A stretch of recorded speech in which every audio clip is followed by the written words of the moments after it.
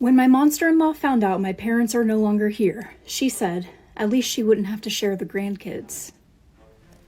You see, I don't like to promote violence, okay? But some people, they just genuinely need a good throat punch. You know what I mean? The gentle approach is only gonna get you so far with people like this. They need 90s style parenting, okay? What an evil thing to say. My monster-in-law gave my fiance her pregnancy journal. Let's just say there were some unnecessary details about the night of his conception.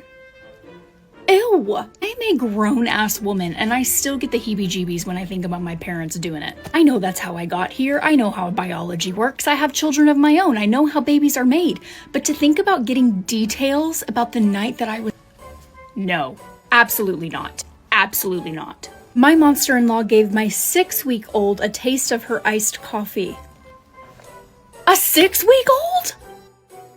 That baby was probably in another dimension. That baby was seeing sounds. My monster-in-law invited me over for dinner for my birthday because my husband had to work. She then proceeded to give me her leftovers from her dinner at a restaurant from the night before. Don't invite me for dinner and then serve me your leftovers.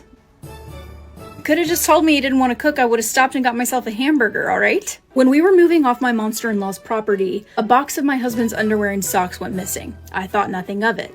When I asked about the box, she said she kept it. It smells like her baby. His underwear, bro? And his socks? With stinky cheese feet? Like, what the fuck? Keeping any article of clothing from your grown son is weird. Unless there's been a tragedy, I find that acceptable. But to keep a piece of clothing just for shits and giggles? Already weird. To keep his underwear and socks? You need help. And I know you're not gonna get it, but you need it. You need it. My monster-in-law is always asking me questions about our sex life. She has begged me to know how big it was, and if I had seen my brother-in-laws and how big his was. Number 1, why would you have seen your brother-in-laws? And number 2, why does she need to know how big their dinglings are? She said that when she asked her, she said, well, they don't let me see it anymore. Well, no shit! Because they're grown adults, you shouldn't want to see it. That is his business, not yours. Are these sons okay? Your mothers are batshit crazy. They're off their rockers. How big it was. What the fuck?